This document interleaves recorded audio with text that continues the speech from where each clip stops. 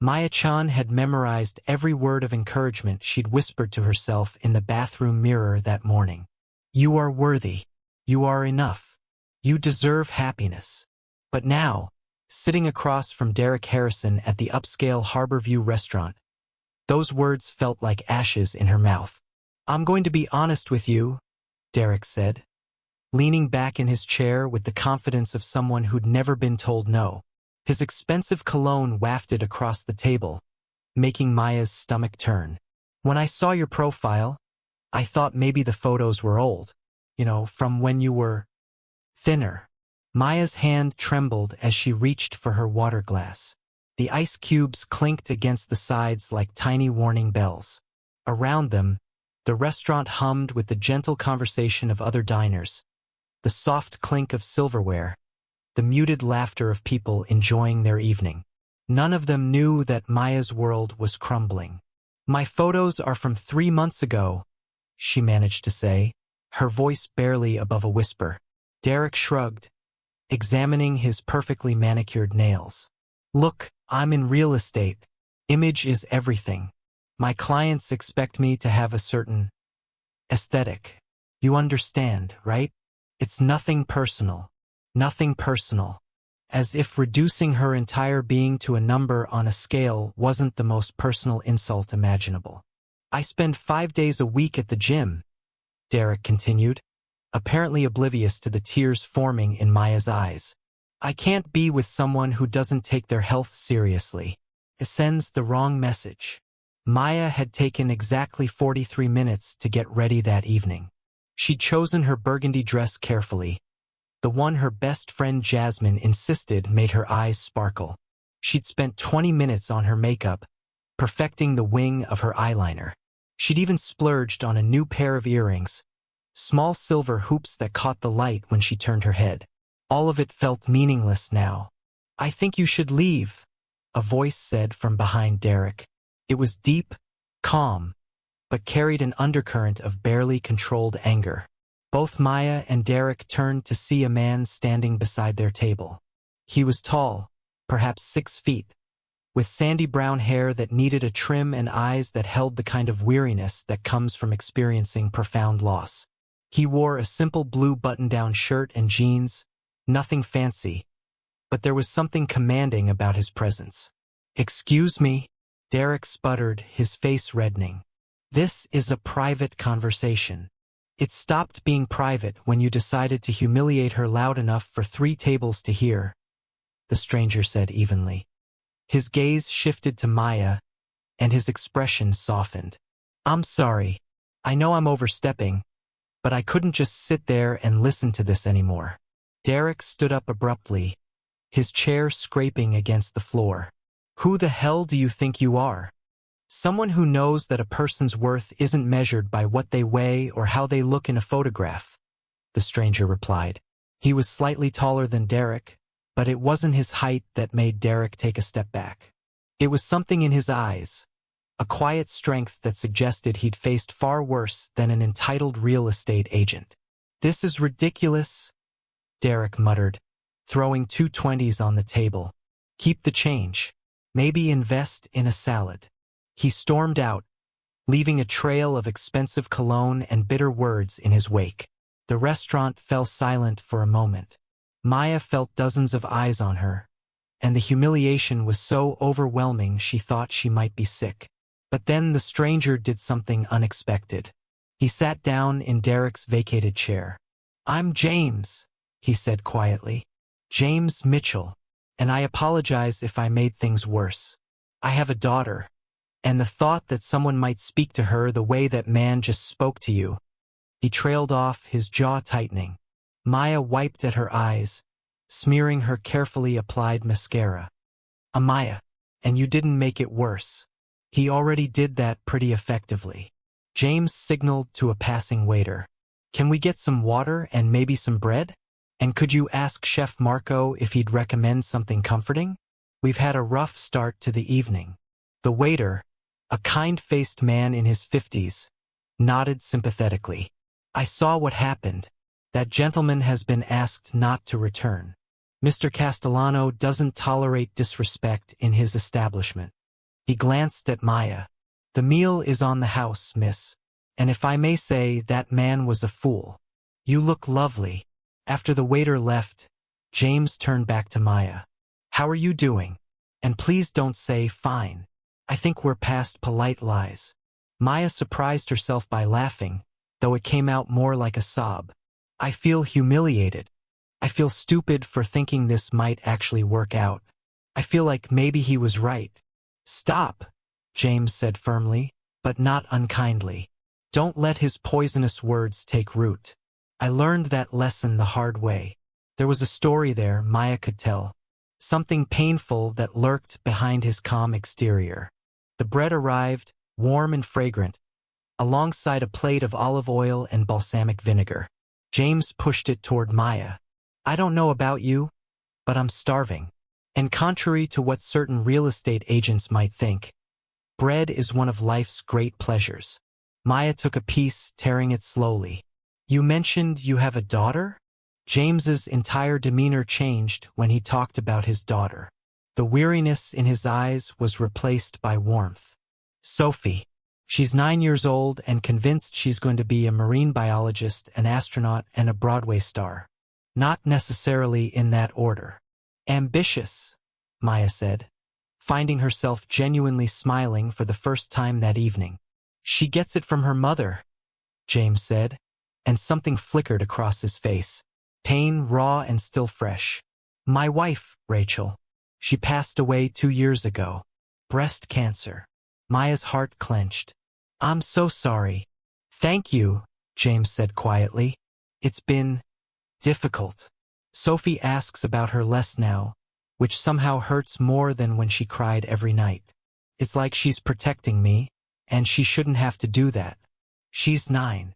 They sat in silence for a moment, the weight of loss hanging between them. Maya realized that James hadn't just stood up for her out of righteousness. He'd stood up because he understood pain, understood what it meant to be broken down by circumstances beyond your control. "Can I tell you something?" Maya said suddenly. "This was my 7th first date in a year. 7. And every single one has ended with some variation of, 'You're not what I expected,' or 'You'd be prettier if you lost weight,' or my personal favorite, 'I don't date girls who look like you.'" James's expression hardened. "Then you've been dating boys, not men. Real men don't measure worth in pounds or dress sizes." "Easy to say," Maya replied, surprised by her own bitterness. "Harder to believe when it keeps happening." "I believe it," James said simply. "You want to know why I really came over? It wasn't just righteous indignation, though there was plenty of that. It's because my daughter came home from school last month crying. One of the boys told her she was too fat to play princess in their game. She's 9 years old and already learning that her body is something to be ashamed of." He paused, his hands clenching into fists on the table. "I held her while she cried and told her she was perfect. I told her that anyone who judges her by her appearance isn't worth knowing. But sitting here tonight, listening to that man tear you down, I realized I can't just tell Sophie these things. I have to show her. I have to stand up when I see cruelty, or my words are meaningless." Maya felt tears streaming down her face again, but these were different. "She's lucky to have you." "I'm the lucky one," James said. "After Rachel died, I didn't want to keep going. The grief was so heavy I could barely breathe. But Sophie needed me, and somehow that was enough. She saved me just by existing." The waiter returned with 2 steaming plates of pasta carbonara. "Chef Marco's specialty," he announced. "He says comfort food for the soul." As they ate, Maya found herself opening up in ways she hadn't expected. She told James about her ex-fiancé, Marcus, who'd spent their entire 3-year relationship making comments about her weight. How he'd bought her gym memberships for Christmas and birthday gifts. How he'd introduced her to people as his work in progress. How she'd finally found the courage to leave, but had carried his voice in her head ever since. "The worst part," Maya said, twirling pasta on her fork, "isn't even the comments from jerks like Derek or Marcus. It's that I started believing them. I look in the mirror and I don't see myself anymore. I see every flaw they've pointed out, every pound they've counted, every time they've made me feel less than human. James set down his fork. Can I tell you what I see? I see someone brave enough to keep trying despite being hurt repeatedly. I see someone who took the time to look beautiful tonight because hope is an act of courage. I see kind eyes and a genuine smile, and someone who deserves so much better than what she's been given. Maya's breath caught. She wanted to believe him, but the voices were so loud. Marcus's voice saying she'd never find anyone else. Derek's voice saying she wasn't good enough. A chorus of cruel comments stretching back years. I want to believe you, she whispered. Then that's where we start, James said gently. They exchanged numbers that night, standing in the parking lot under a sky full of stars. James made it clear he wasn't looking for romance. He was still grieving Rachel, still figuring out how to be a single father, still putting pieces of his shattered life back together. And Maya needed time to heal, to rebuild her sense of self-worth without tying it to someone else's validation. But they could be friends. They could be two broken people helping each other find their way back to wholeness. The first text came the next morning. How are you feeling today, James? Maya stared at her phone for a long time before responding. Honestly, still pretty terrible, but also grateful. Thank you for last night. No thanks needed. Coffee sometime this week? No pressure, just thought you might want someone to talk to who gets it. They met 3 days later at a small cafe near Maya's graphic design studio. James arrived with Sophie, who was a whirlwind of energy and enthusiasm. She had her father's brown eyes but lighter hair that fell in wild curls around her face. Are you the lady my dad defended? Sophie asked immediately, sliding into the booth beside Maya. Sophie. James looked mortified. We talked about Subtle. You said she was being hurt by a mean man and that you stood up for her, Sophie said matter-of-factly. That's defending. I learned about knights defending people in history class. Maya couldn't help but smile.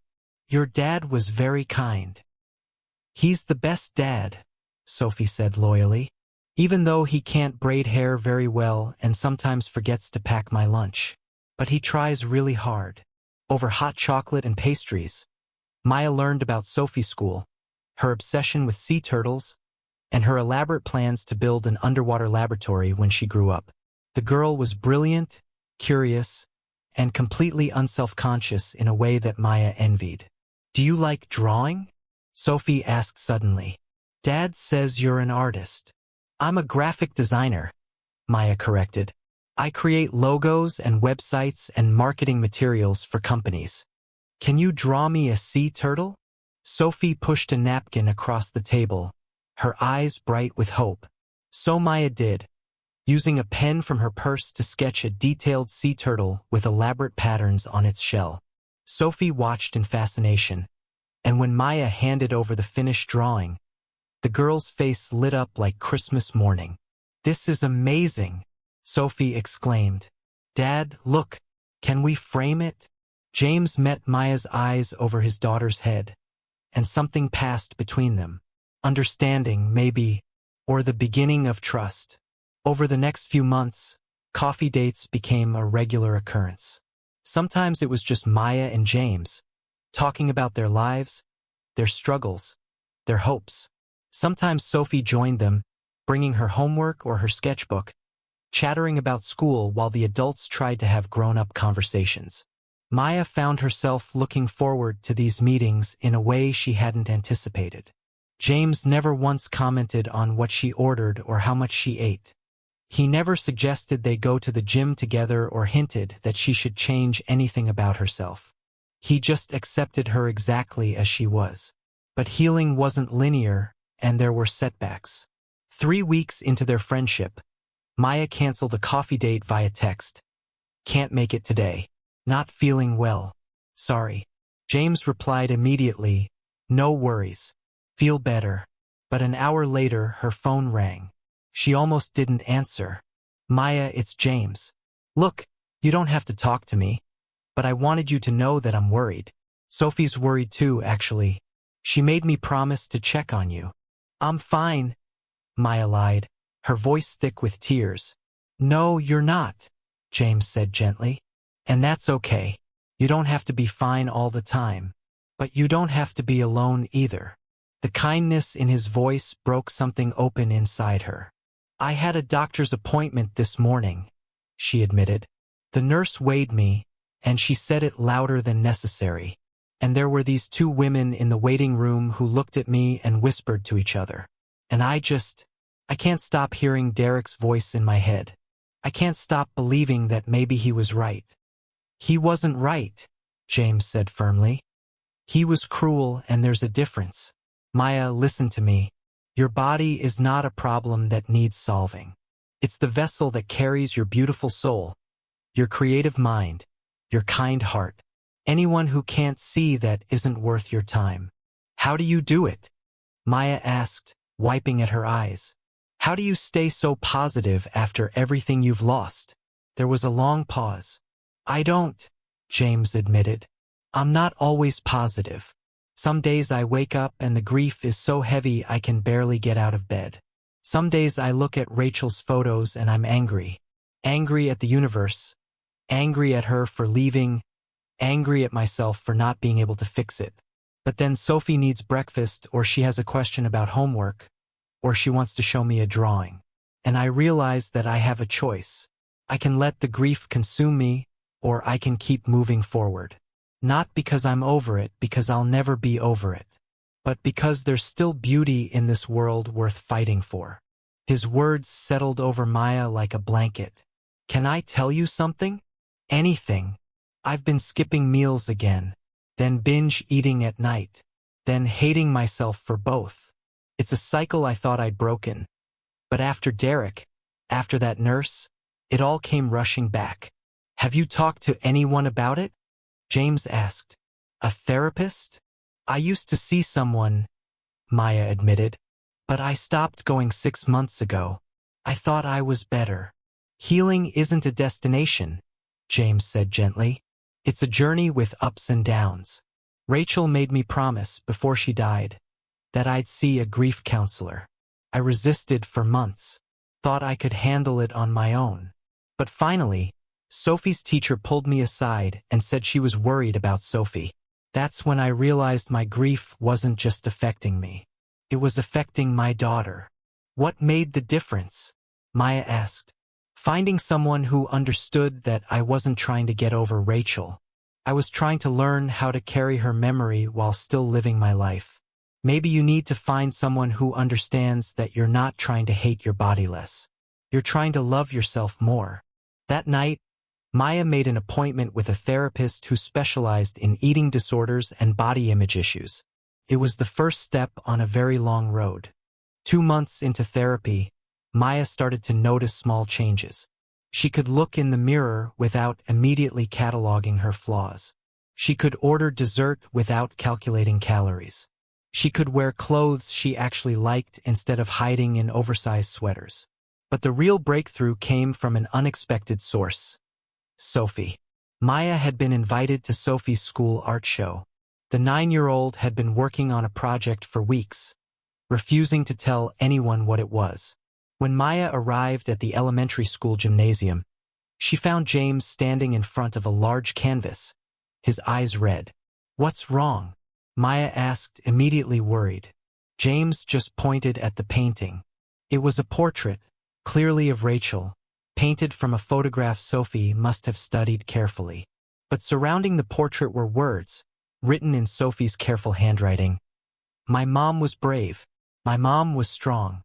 My mom was beautiful. My mom taught me that what matters isn't how you look, it's how you love. And at the bottom, in larger letters, this is for Maya, who is teaching me the same thing.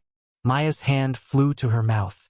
James, She talks about you all the time, James said quietly. Did you know that? She tells her friends about the lady who draws sea turtles and knows all about colors and design. She told her teacher that you're teaching her that beauty comes in all sizes. I didn't even know she was paying attention to those things. Sophie ran up to them, bouncing on her toes. Do you like it? I wanted to show that Mom was beautiful not because of what she looked like, but because of who she was. And you're beautiful for the same reasons. Maya knelt down to Sophie's level, tears streaming down her face. It's the most beautiful thing I've ever seen. Thank you. Sophie hugged her fiercely. You're my friend, Maya. And friends help friends see themselves the way we see them. In that moment, something shifted for Maya. She'd been so focused on trying to see herself through her own eyes, trying to undo the damage of cruel words and societal expectations. But maybe that was the wrong approach. Maybe she needed to see herself through the eyes of people who truly loved her. Spring came to the city, bringing with it longer days and warmer weather. Maya had been seeing her therapist weekly, had reconnected with her best friend Jasmine, had started a body-positive graphic design project that was gaining attention online. She was healing slowly but surely, and somewhere along the way, her friendship with James had deepened into something more. It wasn't dramatic or sudden. There was no lightning bolt moment. Instead, it was the accumulation of 1,000 small things. The way James always remembered how she took her coffee. The way Maya had memorized Sophie's school schedule, so she could text James good luck before Sophie's presentations. The way they'd started calling each other not just to share good news, but to share bad days too. The way James had started looking at her when he thought she wasn't watching. One evening, after Sophie had fallen asleep on Maya's couch during a movie night, James finally addressed the elephant in the room. Maya, we need to talk about something. Maya's stomach dropped. In her experience, we need to talk was never followed by good news. Okay, she said carefully, her hand unconsciously going to her phone, a nervous habit. James took a deep breath. I've been seeing my therapist every week for the past 2 years. We've talked extensively about Rachel, about grief, about moving forward. And recently, we've been talking about you. Maya's heart hammered in her chest. I need you to understand that what I'm about to say isn't coming from a place of loneliness or desperation or wanting Sophie to have a mother figure, James continued. Those would be terrible reasons to have feelings for someone, and you deserve better than that. James, Maya started, but he held up a hand. Please, let me finish before I lose my courage. I've been falling for you, Maya. I've been falling for you since the night we met. But I didn't realize it at first. I thought I was just being protective, just standing up for someone who needed defending. But it's more than that. He moved closer, his eyes never leaving hers. I've fallen for your strength, your kindness, your resilience. I've fallen for the way you make Sophie laugh, the way you remember her favorite color is purple, the way you showed up to her art show even though you barely knew her. I've fallen for the way you fought your way back from cruelty, the way you refused to let bitter people steal your joy. James reached out and gently took her hand. But I need to know if there's any possibility you feel the same way, because if not, I'll step back. Our friendship is too important to risk if this is one-sided. Maya felt like she couldn't breathe. You have feelings for me? Is that really so hard to believe? James asked softly. Yes, Maya admitted. Because I've spent so long believing I wasn't worthy of that kind of attention, that I needed to change before anyone could love me. Maya, look at me, James said, and when she did, his eyes were fierce. I don't want you to change. I fell for you exactly as you are. Not the version of you that society says you should be. Not the version Derek or Marcus or anyone else tried to force you into. Just you. Messy, complicated, beautiful you. I'm scared, Maya whispered. I'm scared of believing this is real and then having it fall apart. I'm scared that one day you'll wake up and realize you could do better. Better than someone who stood up after being knocked down repeatedly? Better than someone who sees beauty in sea turtles and makes my daughter feel special? Better than someone who makes me laugh again after 2 years of forgetting how? Maya, there is no better. There's just different. And I don't want different. I want you. Maya felt tears rolling down her cheeks. I've been falling for you too, she admitted. I've been terrified of it, Tried to convince myself it was just gratitude or friendship. But James, I think about you all the time. I look forward to our coffee dates more than anything else in my week. When something good happens, you're the first person I want to tell. When something bad happens, you're the person whose voice I need to hear. So what do we do? James asked, his thumb gently wiping away her tears. We try, Maya said. We try carefully, honestly, with full knowledge that we're both still healing from our wounds. We try knowing that some days will be hard and messy. We try because the alternative is walking away from something beautiful before we even give it a chance. James smiled, that rare full smile that transformed his face. I can work with that. Their first kiss was gentle, tentative, perfect. It tasted like hope and possibility and the promise of healing together. Dating as a single father with a daughter who'd already lost one mother figure was complicated. James and Maya took things slowly, carefully integrating their relationship into Sophie's life without overwhelming her. Sophie, for her part, was thrilled. Does this mean Maya is your girlfriend? She'd asked James the morning after they'd started dating. Can she come to my soccer games? Can she help me with my science project? Does this mean we can get a dog? Yes, we'll see. And how did you jump from Maya being my girlfriend to getting a dog? James had replied, laughing. But as much as Sophie was excited, there were moments of difficulty too. One night, about 3 months into James and Maya's relationship, Sophie had a meltdown. I don't want you to forget about Mom, she'd sobbed, clinging to James. Everyone's going to forget about her. Maya had been there that night, had witnessed Sophie's pain, and it had broken her heart. But James had handled it with grace, sitting with his daughter, letting her cry, reassuring her that no one would ever forget Rachel. Maya isn't trying to replace your mom, James had said gently. No one could do that. Your mom was unique and special, and she'll always be your mom. But our hearts have room to love more than one person. Loving Maya doesn't mean I love your mom any less. It means I'm honoring what your mom wanted for us.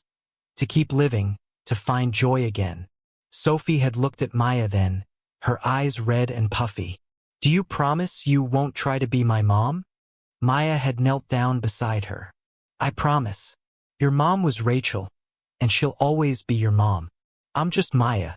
Someone who cares about you very much and wants to be part of your life if you'll let me. Can you be like a bonus person? Sophie had asked. Like how I have a grandma and a nana, 2 different people who both love me. Exactly like that, Maya had agreed. It had been a turning point. Sophie started calling Maya her bonus person, introducing her to friends as my dad's girlfriend who's really good at art and doesn't mind when I'm loud.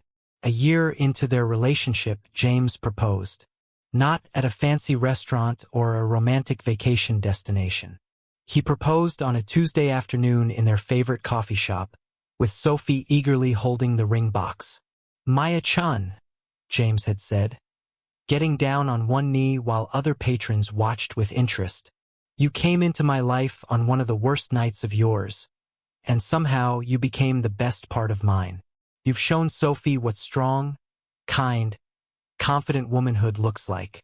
You've shown me that it's possible to honor the past while building a future. You've taught us both that love multiplies, it doesn't divide. Sophie had chimed in, unable to contain herself any longer. And you draw the best sea turtles, and you let me eat ice cream for breakfast sometimes, and you don't mind that I'm messy. Everyone in the coffee shop had laughed, and Maya had been crying and laughing simultaneously. Will you marry us? James had asked simply. Will you build this messy, complicated, beautiful life with us? Yes, Maya had said, not even hesitating. Yes, absolutely yes. The wedding, 6 months later, was small and intimate. Jasmine was maid of honor, and Sophie was the flower girl, insisting on wearing her favorite purple dress with sea turtle patterns. Instead of traditional vows, each of them had written letters. James's letter to Maya had made everyone cry. You are not a person who was rescued. You are a person who saved herself and graciously allowed me to witness your strength. You are not second best or second choice. You are the woman I choose, today and every day forward. Maya's letter to James had been equally moving. You taught me that being defended doesn't make me weak. You taught me that accepting love doesn't mean I'm incomplete without it. You taught me that I am whole on my own, and even more beautiful when I choose to intertwine my life with yours. But it was Maya's letter to Sophie that had truly undone everyone. Sophie, you are not my daughter by birth, but you are my daughter by choice.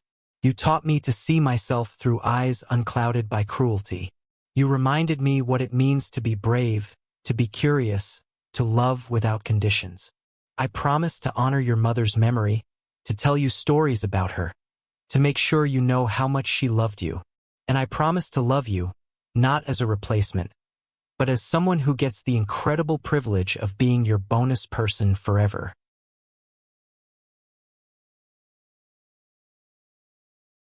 3 years later, Maya stood in the new office of her design studio, looking at the latest campaign she'd created.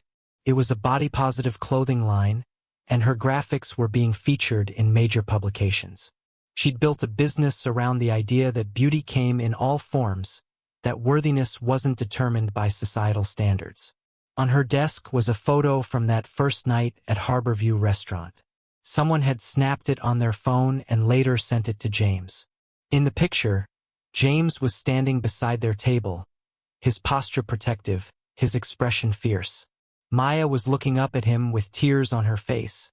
But there was something else there too, the beginning of hope. Beside it was a photo from their wedding day, all three of them laughing, Sophie's purple dress a bright spot in the frame. And next to that, a recent family photo including their newest addition, baby Emma, who was 6 months old and already showing signs of her big sister's personality. Mama! Sophie, now 12, burst into the office. She still called Maya her bonus person sometimes, but gradually, naturally, Maya had become Mama for everyday use. You have to see what Emma did. She grabbed her toes. Maya smiled, closing her laptop. That's amazing. Let's go see.